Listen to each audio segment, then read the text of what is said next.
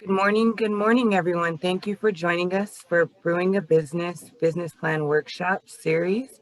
We are doing this in conjunction with the NAACP, Craft House Brewery, and Wells Fargo, and the Urban Chamber, of course, to bring you this business plan workshop series in order to help you plan out your business.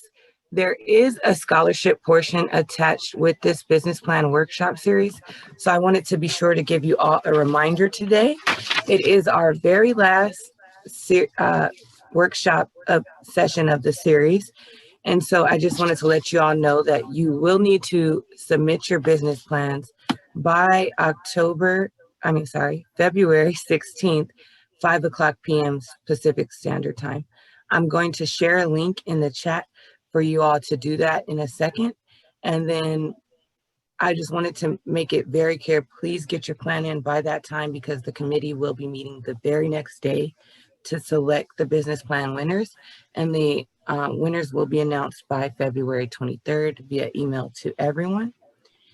I would like to also say that I've been working hard to make sure everybody who signed up for a mentor has been connected with the mentor. If you have not been connected with the mentor, please type mentor - your email in the chat, and I will be sure to get you connected as soon as possible. Next, I wanted to mention that today we'll be learning about how to properly structure your business. And with it being our final chat, we would like for you all to ask any questions you have. We know that you've been working on your business plans, and any questions you have, whether it's on this topic or any other topic, our facilitator here today, Jaron Gray, will be more than happy to help answer your questions. And so I'm going to give him control. Jaron Gray, he's the Vice President and Commercial Loan Officer for Valley Bank of Nevada. Jaron, you can take it away.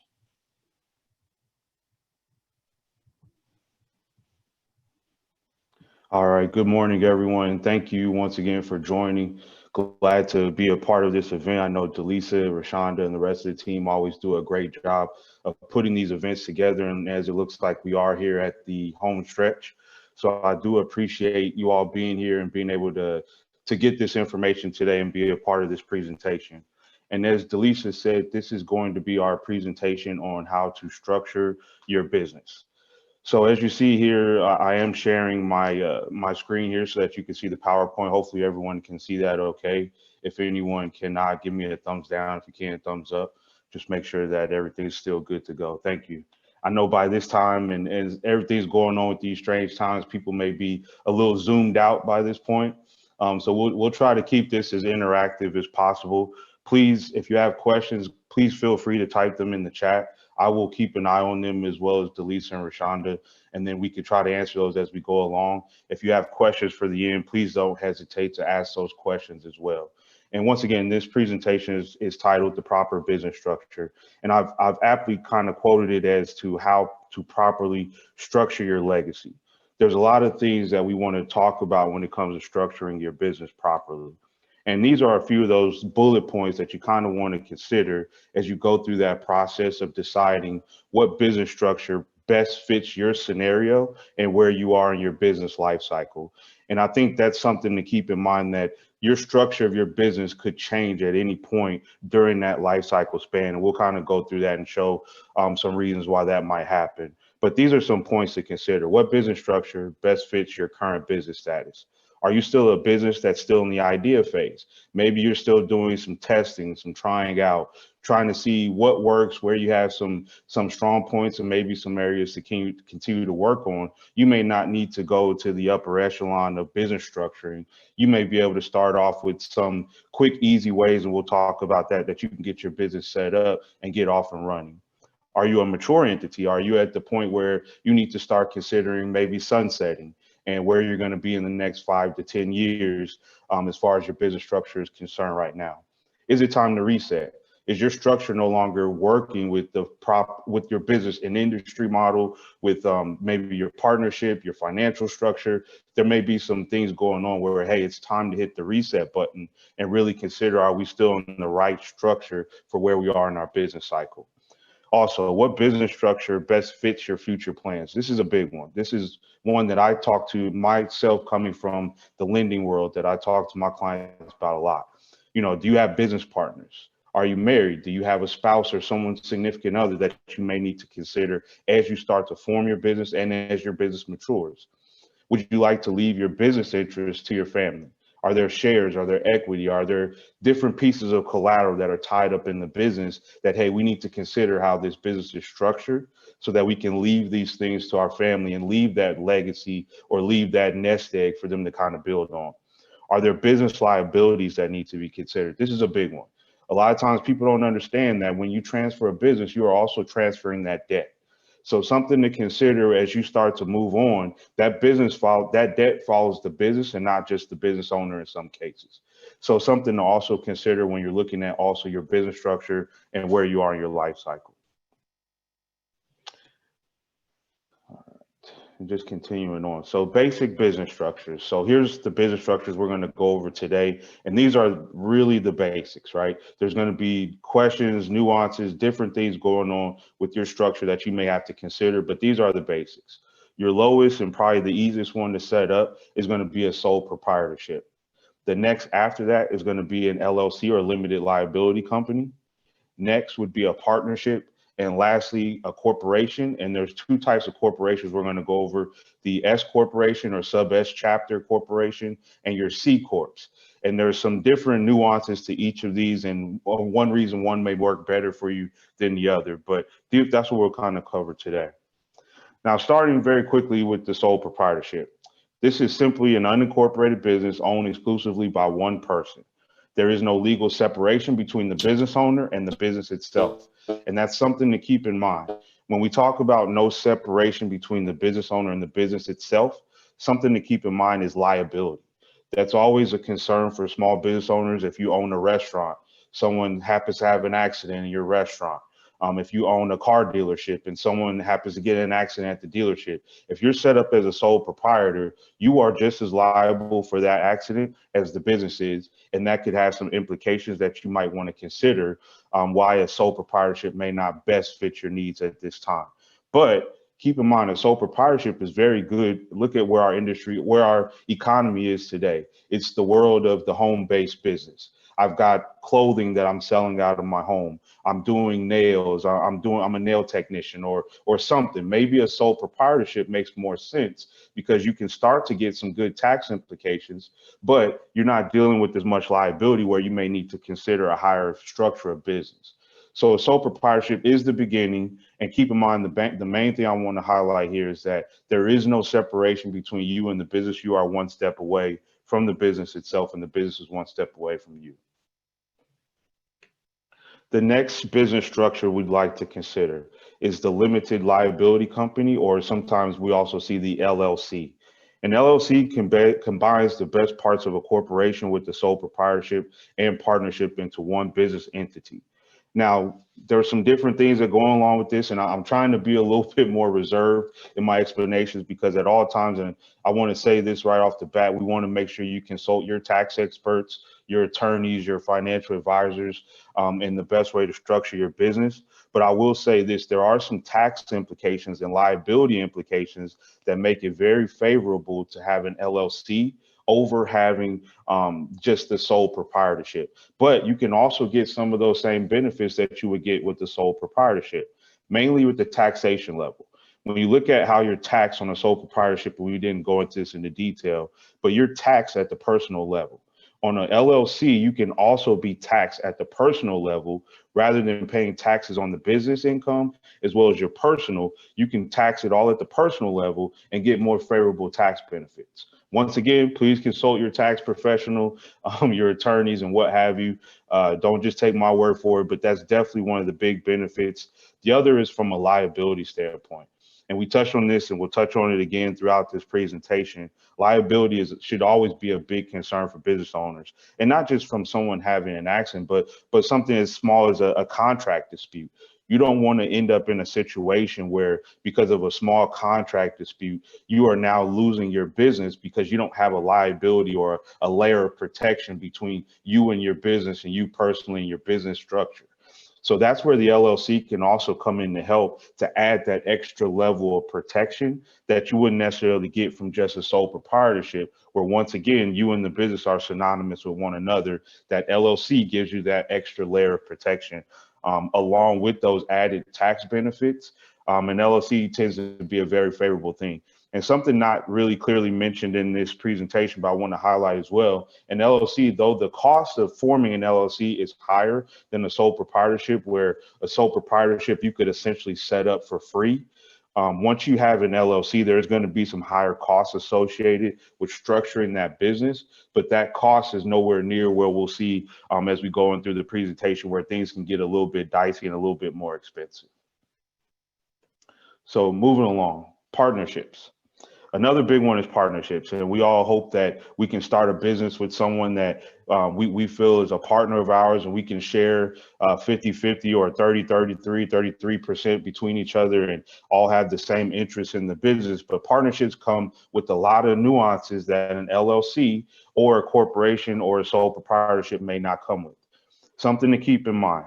With a partnership, it doesn't necessarily mean it can only be two members in a partnership. It's not partnership by the definition of 50-50. What it simply means is that the structure is structured in a way that's both different than an LLC, but also different than a corporation. You may not get as many favorable tax treatments that you would have gotten with an LLC, or even with the corporation in some instances that you're going to end up with in a partnership situation. But where partnerships come very handy is when there's intellectual property involved, where there's agreements based on asset holdings or equity within the company. Partnerships you can set up with the back office agreement, sometimes known as a buy-sell agreement, that can help tremendously in setting up your partnership. But once again, to me personally, not my favorite structure. It does work in some scenarios, but if I had to recommend anything for those businesses that are still a bit newer, the LLC still becomes a little bit more favorable. And keep in mind as well, with an LLC or limited liability company, you can also have more than one member of that LLC. You can have multiple members. You can issue shares of stock, all these different things with an LLC that you can't necessarily do with a partnership. There are limitations on the number of people that can be associated with the partnership. Once again, that comes down to tax implications, different state laws, something to be sure to make sure you consider with your tax professionals, attorneys, financial advisors, once again, as you start to consider how to structure your business. And please stop me if I'm going a little fast. I don't see any questions in the chat right now, but we're kind of ripping through this thing right now. Oh, excuse me. We'll go back here. But just continuing on, our C Corps. Now, our C Corps are going to be one of our more complicated business structures. And I say that because a C Corp is now a company that you can issue shares of stock or shares of ownership within that company. And it doesn't necessarily have to be just the owners of the company. It can be individuals that have nothing to do with the business that now have stock or ownership in that company. It allows for you to capitalize your business in a different way than you could if you were an LLC, a partnership, or a sole proprietor. And what I mean by capitalize is when you're setting up your business structure, something seriously to consider is how are you going to get enough capital or money, cash in the bank to be able to run that company.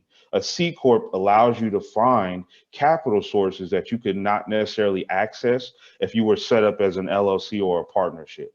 Now, where a C Corp does have some downside in some cases would be in the tax structure. Now, at the C Corp level, now you are being taxed not only on the personal income, if you take wages or W-2 income, tips, any of those sorts of things from the business, you are now also being taxed at the income of the business as well. So the business is paying taxes on payroll, you're paying W-2 income, and you're paying taxes on income to the business itself. A lot of taxes and tax implications associated with that. But what you're getting on the more favorable side is how to capitalize your business in a different way that could save you some money in the end, because you're not taking out just loans, borrowing money from family, things of that nature, where you can actually capitalize your business in a way that you're set up not only to sustain the business, but to grow. A C Corp is also good in the sense that you can issue stock at different levels. So this, once again, contact your financial advisor. But with the C Corp, you can actually issue stock with different rankings or different issue dates and things of this nature that make it more favorable as well, where you may not have to give up as much to get the capital you need to continue to run your business. Once again, very high level structure. One of these structures such as this we see with more mature companies or companies that, like I said, have gone out and gotten capital from different sources and have had to capitalize, had to structure their business in a way that meets the capital that they went out and received from different sources. But once again, each of these business structures has their benefits. Each of them have some of their downsides. And me personally, I'm speaking from coming from a lending aspect of things, but definitely there are some things that come along the way where you have to definitely consider them when you're setting up your business and your business structure at the end of the day.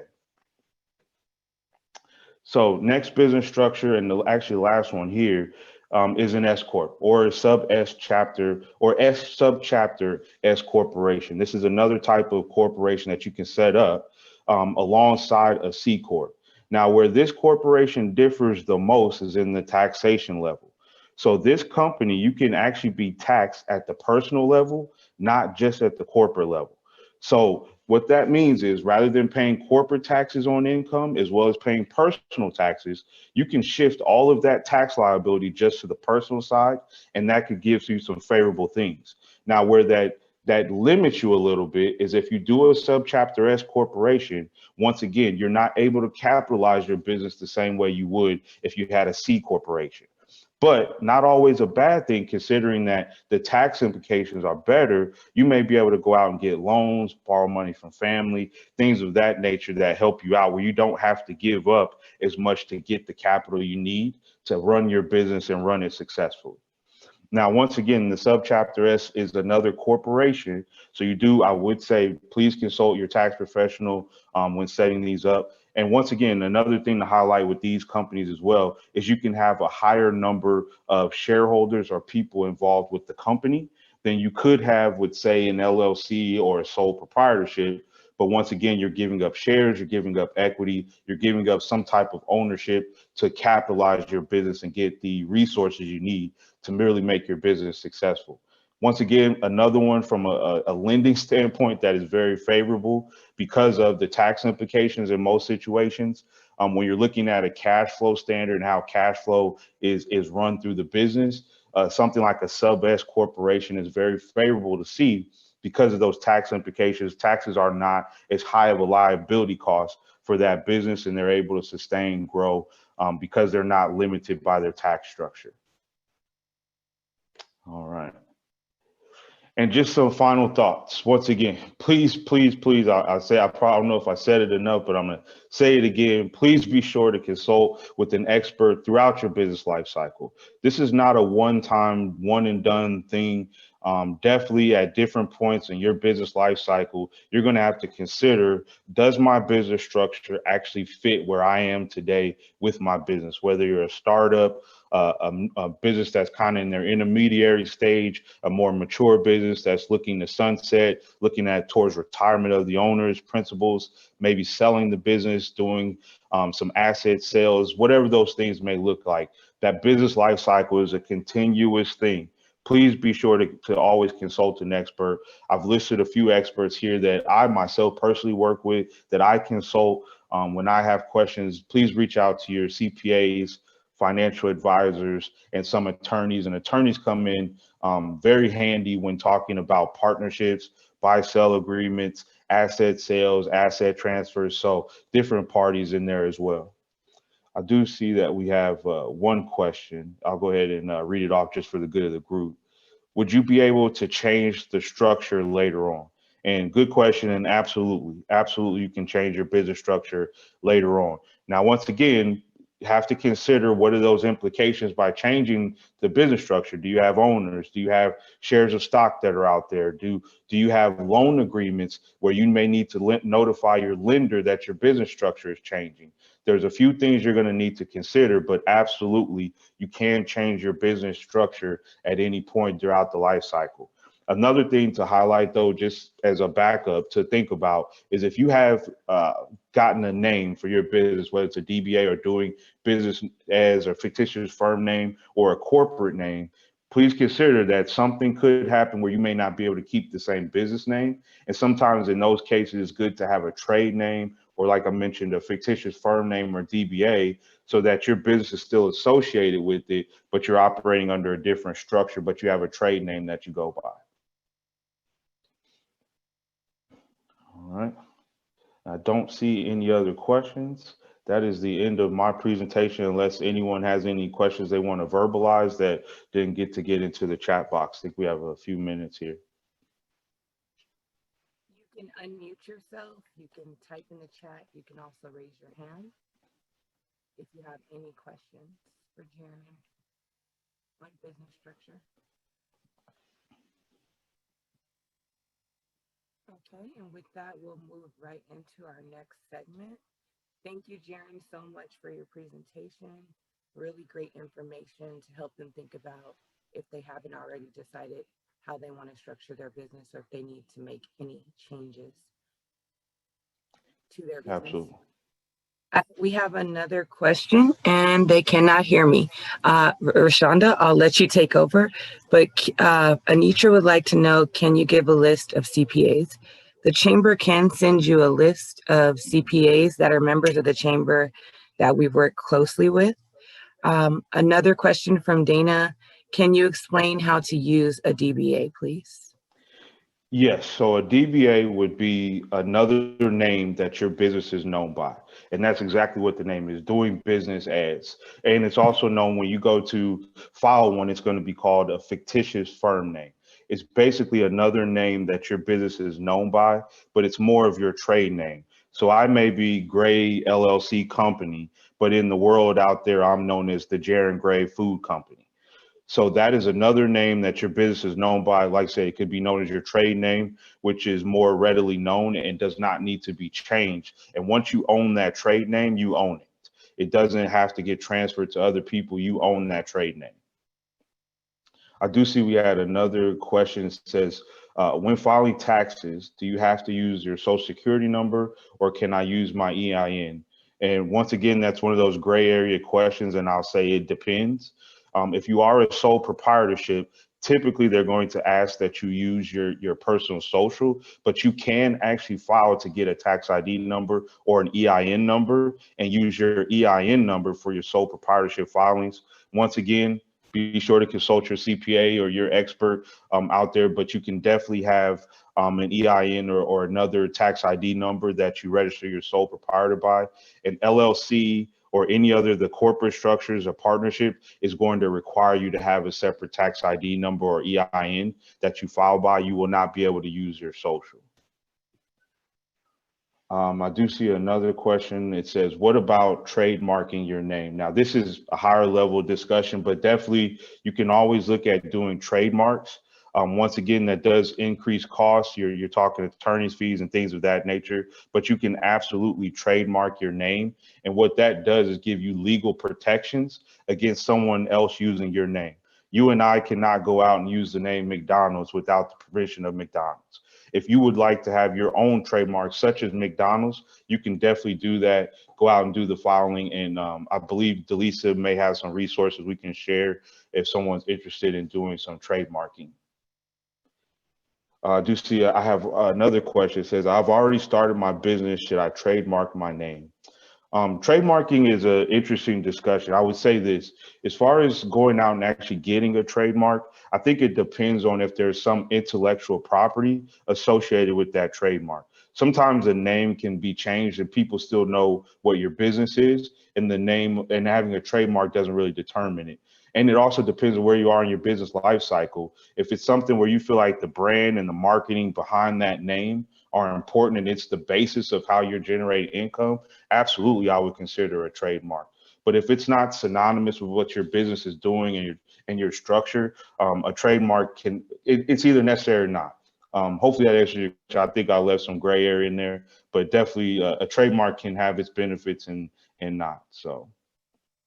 I wanted to invite Joe Trimble if you'd like to Yeah, please. Delisa, I missed what you said, so I apologize. But no, I think you're right, Jared. It's really about, what is it that you want to accomplish, and a lot of this has to be part of that business plan that we've been talking about. So for the question that was asked, I haven't helped anyone personally, but I've known individuals who have done it, and the big thing is that it is costly, and you have to have an end goal in mind, and that would benefit using your name as that trademark. So it's definitely an avenue to travel, but when you think today and what do you need to do, you really want to maybe set that on the back burner to get everything else in place as you need to build out that next component. So just keep in mind that it is a plan, not a one and done. So if it's part of what you want to accomplish, then make sure it's part of your plan so you can work your business towards that goal. So Yes, thank you, Joe. I appreciate that. I did see we have a couple other questions. One is, can a nonprofit organization be an LLC or other type of corporation? So with a nonprofit, it can start as an LLC, and you can use an LLC as a trade name, but to be considered a nonprofit, that's a tax classification. So definitely need to consider what a nonprofit really is, because there's different variations. The chamber is a nonprofit, for instance. But something to consider is what are you really trying to accomplish with the nonprofit? Is it make sense to be a nonprofit or a for-profit entity? But you can use an LLC or a limited liability company to set up a nonprofit. Another question, does your bank provide capital for purchase and rehabilitation of real estate assets? We do, but that's a discussion for another time. Definitely, I would say reach out to Delisa for some lending resources. I know Joe's on the call as well, along with myself. And Delisa can provide you with a few different resources. You're going to want to do some research and interview us as lenders as well as what best fits your scenario. I see the CPA question. One other question says, what about business structures that have a main LLC and have different DBAs under it? Is there such a thing? For example, LBP. But the short answer is yes. You can have separate DBAs, but another thing that I would consider is if you're concerned about having different ownership or different layers of protection, something to consider is what's known as a series LLC. And we didn't go into this in depth because they are difficult, once again, and costly to set up, but you can do what's known as a series of LLCs, where there's an LLC that actually owns the LLC, not you personally, and you can have multiple LLCs owning LLCs, and it just creates more layers. You'll see this a lot of times with real estate investment groups, just to keep those layers of protection and keep assets separate, because they may have ownership in different assets along the way. But definitely something that is doable that you can do. And I'll say this just to preface my answer. We as lenders don't like series LLCs. We like to know at the end of the day who owns the business and who we're going to lend to. The less layers there are, the easier that is to determine. And it makes our job a lot easier, and it makes it easier for us to get you the capital you need from a lending standpoint. Jared, I'll agree with that. Definitely. Yeah. The layers make it very difficult to understand truly how the business is cash flowing. So correct. A bit of that. All right. I don't see any other questions. I think we're coming up close on time. But definitely, if anyone on the call has any other questions, I'm available. I'm not sure if I mentioned this. I'm actually the treasurer for the Urban Chamber. I'm also members. So definitely, I'm accessible if you need me. I think Joe's also accessible as well. I think he's done some presentations for us as well. But definitely reach back out to us if you have any other questions that we weren't able to get to today, and we'll make sure to get you a response. I think we have a couple of things to follow up with as far as CPAs, contact lists, and things of that nature. But with that, Rashonda, I am going to end my presentation. If you want to go ahead and take over.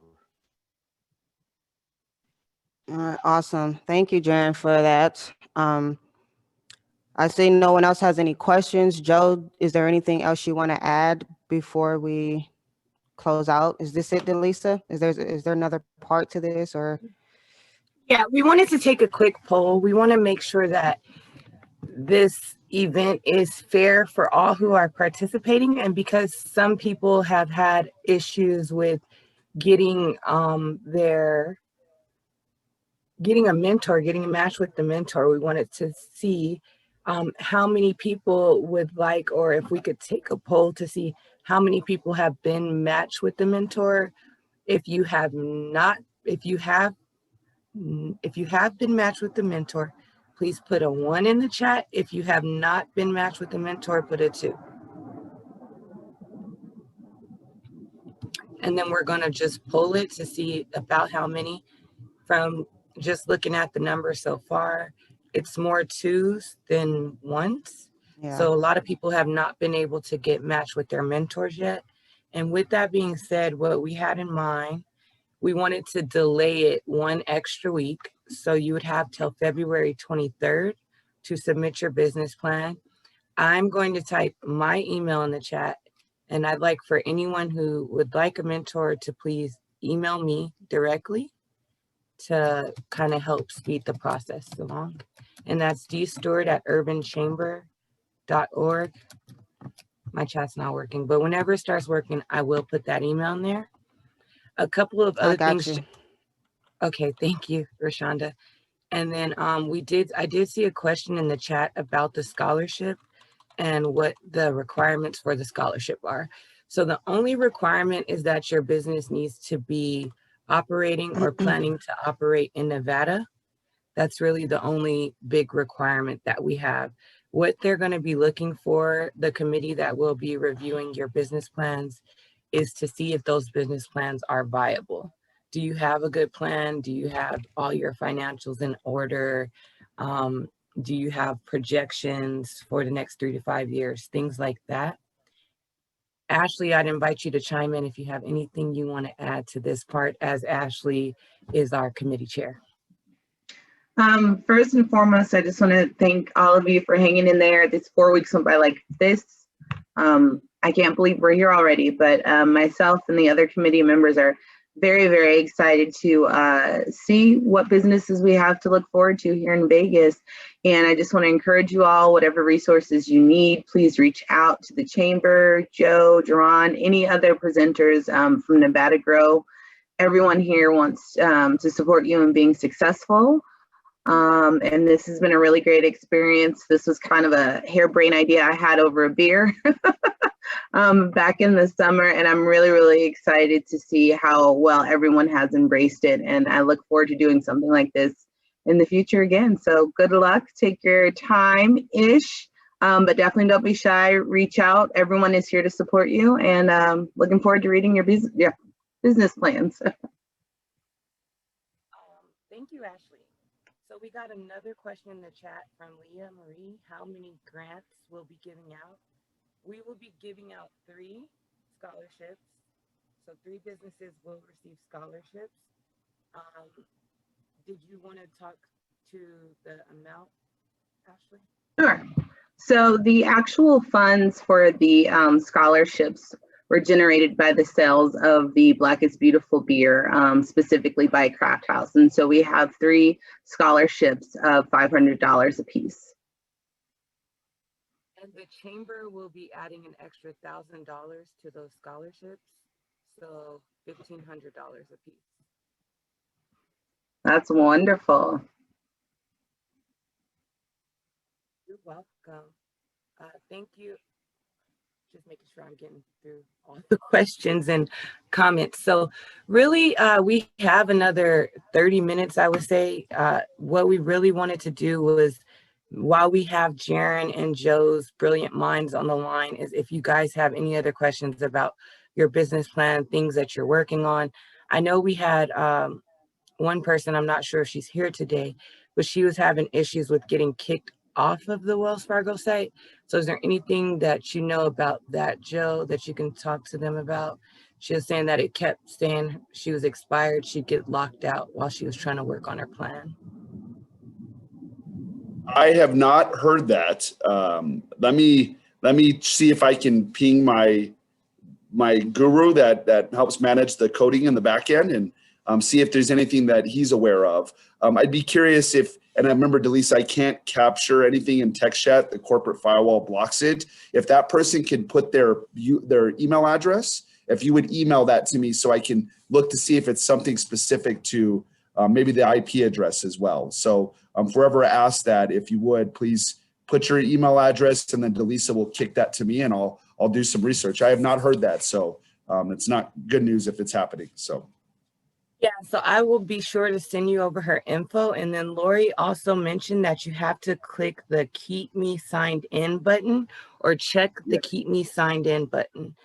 Yep. Which Ashley has a question, Joe. Which states does Wells Fargo have branches in? We're in quite a few, actually, close to 40. So that's good news. So it'd probably be easier to say where we're not versus where we are. We are tri-quarter, or we have a 3-pillar headquarters. So we're based in Minnesota, San Francisco, and North Carolina. So there are only a few states that we are not present in, but for us in the Southwest, from Nevada to California, up the Western Seaboard, down south to Arizona, across to Texas, and even all the way to Florida. So if there's a specific state in mind, I can let you know if we're not there or not. Thank you. And then Sharon, can you type your email into the chat? It cut out again, Delisa, your mic. I apologize. Sharon, can you type your email into the chat for everyone, please? And I did go ahead and put the Wells Fargo business tool in there in the chat. If you guys scroll up a bit, there is a link to that. If you are having any issues with getting signed up on or using the Wells Fargo tool, please reach out to me. I'll try to assist you as much as possible and have Joe to help out with that as well. I'm going to wait to see if anybody has any other questions to put in the chat. Joe, are there any advice when doing the financials for a startup catering service? So Joe, that was one thing I was talking to Jaren right before the workshop started. We didn't get to really cover financials in depth. So is there anything you'd like to mention about financials, either you or Jaren, for everyone? Yeah, Jaren, if you don't mind, I'll kind of jump in. I would highly recommend using our competitive intelligence tool as a part of this building process. And when you're in that tool, there are key components, the questions that it's going to ask you, like you're established, revenue so far, or if you haven't earned anything yet, it'll show you or give you an idea of what other businesses in your industry have done. It will ask you about employees and some efficiency ratios.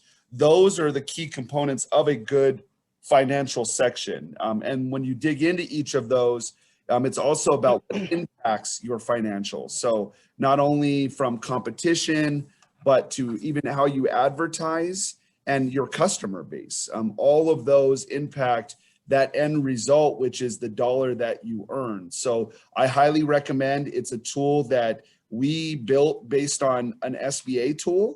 And if you think about from a lender's perspective, when we talk finances, those things in that competitive and financial tool are going to be what we review in your business plan. So making a note of each of those in the financial section would definitely help your business plan when thinking about obtaining capital from different sources. Aaron, I'll let you chime in on that one as well. Anything you'd like to punch down? Yeah, I would just say, I was going to say the same thing. I would refer them to another resource, and typically I send them to SCORE or SBDC, depending on where they're at. So if you have an intuitive tool that's doing the same thing, what they would find with either SCORE or SBDC, the only thing I would add is that SBDC, they have counselors available that can kind of talk you through some of those points in your projections and your financials that you may not fully understand. So even though there's the tool, it may still take a conversation with one of the counselors as well to help you develop those financials. Great ad, Jaren. Great ad. Yeah, it's a lot better to talk to someone. I'm a believer in that. That's the relationship is better than just trying to read the writing on the paper. It's there, but that may not resonate all the way. So definitely having that avenue is a great resource. And the good news is I've worked a lot with SCORE, and a lot of them lean on this. This is the program that called Size Up that SBA uses. So we're using common tools across the industry, which is good news. So Good. nothing special for us. We're just linking it to our site, which helps the business owner.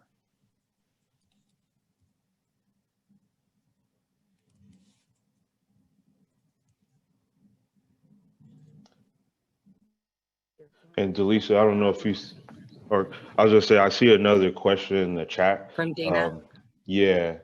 Okay. Yeah, Dana, for the previous handouts, if you give me 1 minute, I made sure to have it pulled up already. So what I'm going to do is put a link in here, and it's going to give you guys, if you click on it, it'll open up into the recap for session 3. It has videos, slides for session 1, 2, and 3, plus any PowerPoint slide presentations that the presenters gave. The final one will be sent out later this week, and it'll have all 4 sessions on it. But I will put a link in the chat shortly that will take you to that recap email. And then the next question is from Pilar. Is it a good idea to include additional information about your business, like floor plan design, service menus, business cards, and other design elements, color swatches, salon furniture, etc.? Now, it sounds like they're asking if they should include those details in their business plan. Yeah. They definitely don't have to be detailed, but maybe a high level overview of why those things would be important to their business. So if it's an appeal thing, or if they're providing an experience or a service when someone enters either their place of business or how they're set up, then definitely I would say include it, but at a high level. I know a lot of times when we look at a business plan, we don't read the 30 or 40 page document that you run your business from. So definitely, if you can do it at a high level, we can definitely look at that as well. Yeah, and that was going to add on to that and just say we don't want to get your business plan lost in a bunch of pages. We want to know, as a lender, how will you make money? So if it's going to help you make money, then yes, include it, to Jared's point. And I'm assuming that as we do the business plan reviews to try to see who's going to win the scholarship, we want to see the meat and potatoes. All that other stuff can sometimes be considered fluff, and it's good for you on an everyday basis of how you're going to run your business. But for the layman like myself that may not have any clue about you, your business, your industry, I want to get down to the meat of who you are, how you're going to be successful, how you're going to make money, how you're going to sustain, and how you're going to grow. Get direct to the point of those things so that even someone like myself on the outside looking in can determine what that is. The next question is, I want to start an arts program centered around African American culture. It would be a startup. Now, I already have an LLC for my production company, and we have a good financial history. Should I make the arts program a DBA or start from scratch? Also choosing between profit and not profit. So you can actually add a DBA to your current LLC name. You don't have to get rid of the LLC. You can just now add the DBA on as another name that the LLC operates under, or even you individually. You and the business will be tied to that doing business as or fictitious firm name. And what I would say to that as well is, if you're considering a DBA, I guess another way to look at it is, if you had to put your name up on a building, what would you want it to say? Would you want it to say McDonald's, or would you want to say the McDonald's Corporation of America? One just looks better than the other, right? So you can use a DBA and you can make that your trade name, and that's the name you're known by, which shows up on everything. The other part of that question, as far as the nonprofit, I think once again, it just comes down to what you're trying to accomplish. With a nonprofit, you are limited in some of the things you're allowed to do because you're getting a tax benefit by being a nonprofit. But if you're wanting to use funds to do other things, an LLC still may make more sense. So just something else to consider. I would say, once again, consult an expert and really think about what it is your end goal is that you're trying to accomplish before making that decision to switch it from one or the other. And it is very hard to switch a nonprofit back to a for-profit entity. So please be careful when you're making that consideration. Okay. This question is probably for Ashley. They was asking if they have to attend all 4 sessions to be eligible for the scholarship. Is Rashonda still here? I mean, Yeah, not I'm right Rashonda, here. Lisa. Yeah, I'm she's right here. here. And I Copy would it. say, I haven't because had my coffee yet. My bad. it's okay. Because we've been publicizing all of the sessions, and I know some of the people were able to maybe attend the first one, but then emailed me separately and said they couldn't attend them all. I think it'll be okay as long as you get it submitted before the end of the workshop and you've at least been registered for one of the workshops. So we will go through and cross-reference the registration from the workshops to the business plans, but I think you should be good as long as you've been at one of our sessions, because we're sending you out the recap so you'd have time to look over it and look at the slides and get all the information you need to get your business plan put together. Sounds good to me. Thank you. Okay, the next question is from Brandon. Are there certain items in business plans that you've seen that help you improve financing or denying financing when looking at a startup business? I would say yes, and the main thing is your financials. So your financials should come with assumptions, which basically means if I'm going to earn this much money, I want to know how. Does that mean you sold 1,000 widgets? Did you see 1,000 clients? I want to know the basis of how you came up with that financial information, but definitely the financials are going to be the main thing. And sometimes it can seem like putting the cart before the horse, but if you know your business, you know what your business is going to do, you can kind of go in and do the financials and then back into the business plan. So if you know, okay, I need to sell 1,000 widgets to come up with this dollar amount, how do I need to market my business? How do I need to structure my business? How do I need to get out there and get the word out about my business in order to hit those financial numbers? So some ways you can go about it without having to go from start to finish. You can kind of start at the financial point, but financials definitely make a big difference in when we're looking at the lending, because we want to make sure the financials make sense with what your business is, the industry, and all those other things. All right, great. Okay, I don't see any other questions. It seems they put the business plan recap in the chat. They also put the link in for the form. If no one has any other questions, Joe, is there anything you would like to add, or Jaren, before we end the session? I'm excited to see the business plans. This is the what's coming to fruition from the 4 sessions. I hope you all heard clearly that there is a lot of resources out there for you. I'm excited that we pulled them to ask about their mentor, because I'm sure Jaren would attest to this. It's having that dialogue with at least an advisor or a trusted advisor about your business will open up opportunities to make changes to your plan for the better, to help you in the long run as a business owner really stay in business and continue to operate, and more importantly, continue to thrive. And that's why I am a huge believer in the business plan component. Delisa, I know you and I have done these sessions a couple times now, and I want to continue to keep doing them, because when a business owner has a plan, I see a successful business. And not to say that you can't be successful without it, but what I'll say the major difference is the business owner with a plan is definitely less stressed, because they know exactly how to pivot when a pivot is necessary. And to me, that's crucial in today's world, especially with what we've learned over the last year. You have to be able to pivot when the time comes. So, Jaren, I'll turn it over to you. I would say ditto, sir. Okay. I would say ditto. This is definitely the time of pivoting. And if you don't have a business plan, how can you even know where you went wrong or you made a misstep or what have you? Definitely got to start off with a good plan. And that leads into not only your success, but being able to sustain, like Joe said. So definitely, I would echo the same sentiment. Thank you both. And I'll go into just giving out some reminders.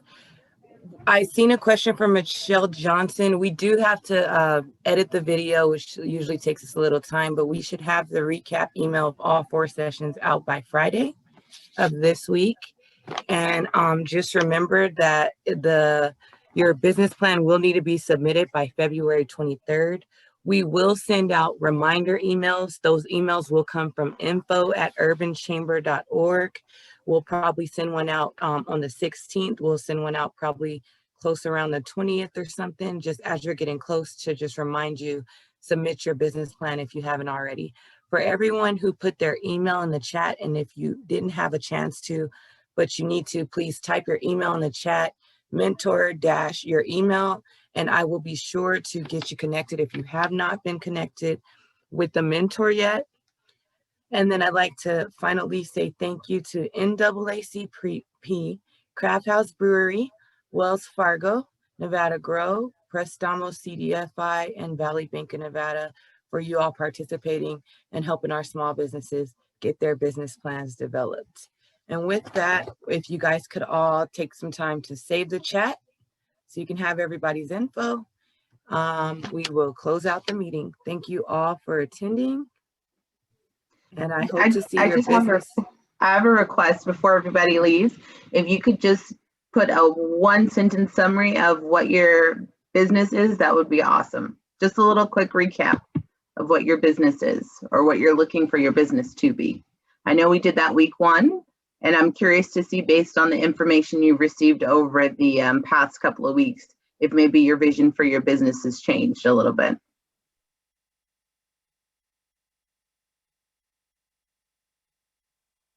Like an Airbnb, but for RVs. That's really cool. Never heard of that. That's super cool. A beauty lounge, for-profit childcare,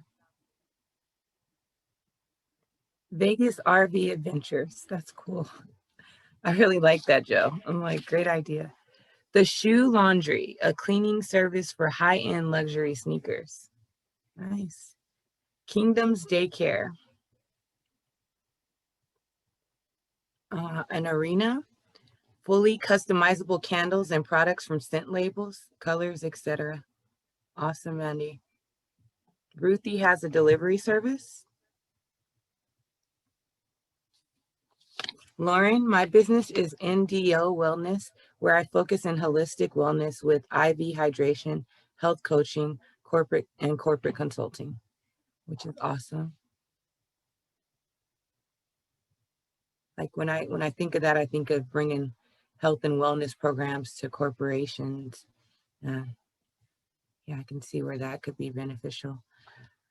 Next Generations has a rehabilitation and vocational services. And Mel Taylor has the Black Pot, Southern style soul food, catering and prepackaged comfort foods. I'm hungry, Mel. I'm gonna get me hungry just thinking about it.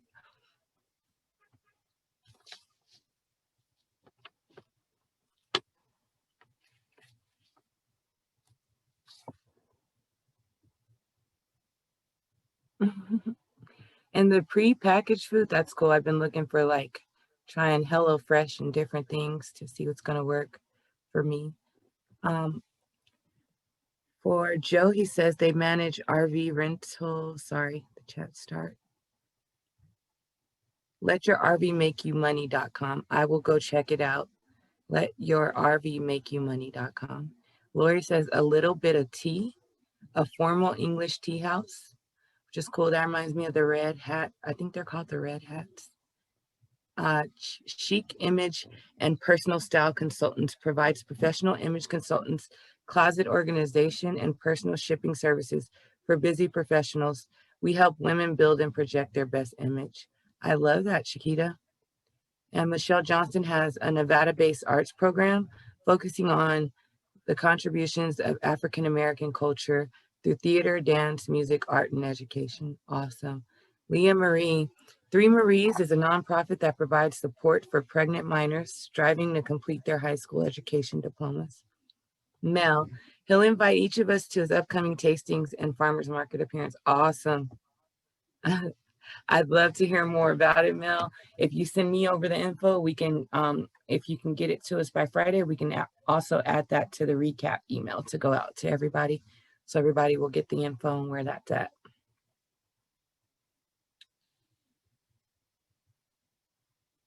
It looks like that's everything from the chat.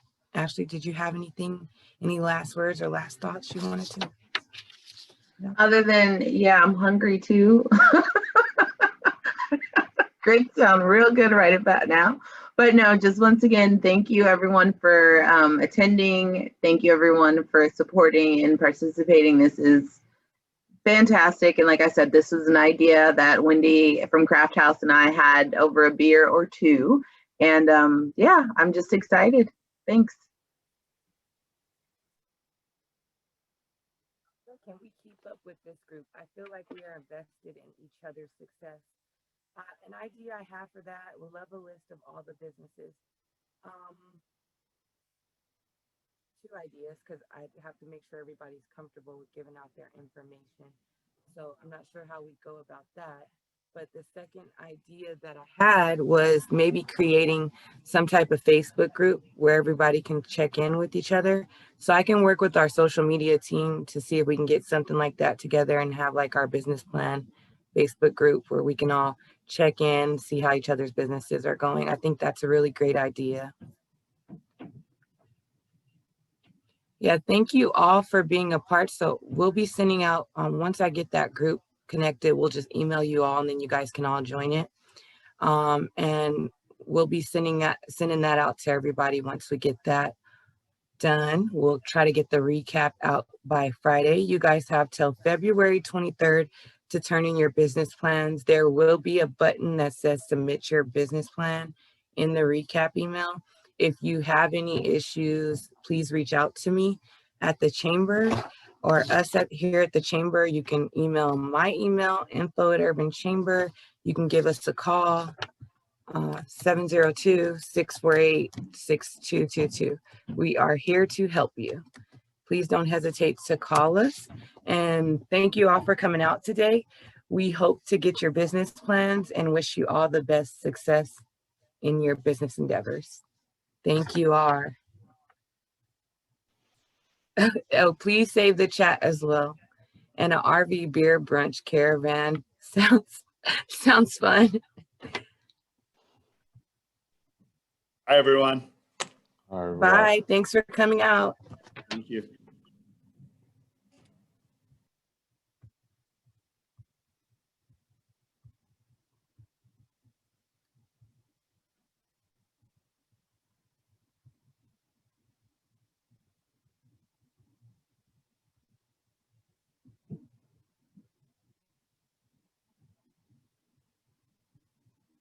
Ashley, you are totally good. Thank you for all your help.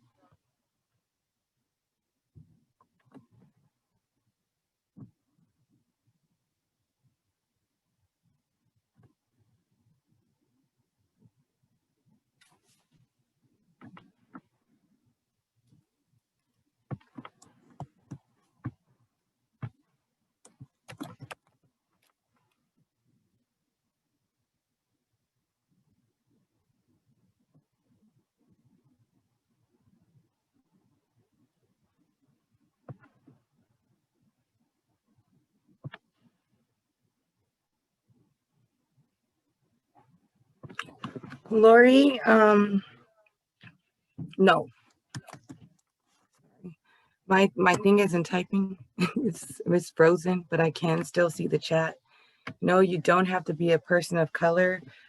We do want to try to support minority-owned businesses. However, I'm a you don't have disabled to. person, so I am a Awesome. minority. And it's open to everyone. Okay, thank you. That was one of my main questions. I was worried about that. You're welcome. And I look forward to seeing your plan. Oh, if I can only get this thing done, man. It's like people saying, you got to add this, you got to subtract that. Then somebody else says, no, you have to have that. And I'm like, okay, is it supposed to be 100 pages long or 10 pages long? Don't try to get it perfect your first time. Just get it done. Oh, no, I'm then... on the 12th, 15th, 16th edit, you know. How's the tool? Are you using the Wells Fargo tool? Is that working for That you? tool's amazing. Both tools are amazing. I just I just gave the links to the WBC in Oklahoma, the REI. It's they call it an urban program as well because it's actually for farmers and stuff like that. You know, urban as in the herbs, but I am in all kinds of programs, let me tell you.